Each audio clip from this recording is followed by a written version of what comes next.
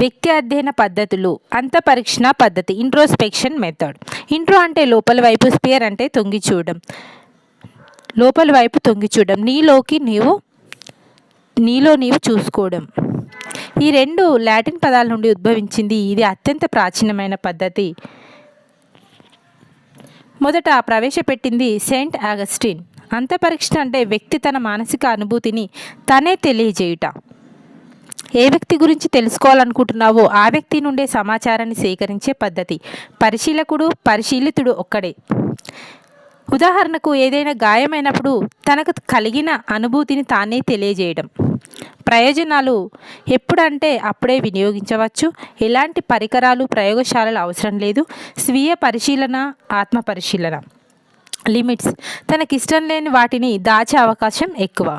పరిశీలనలో విషయనిష్టత తక్కువ, అంటే వ్యక్తినిష్టత ఎక్కువ. కావున ప్రామాణికత, విశ్వసనీయత తక్కువ. చిన్నపిల్లలను అధ్యయనం చేయలేము.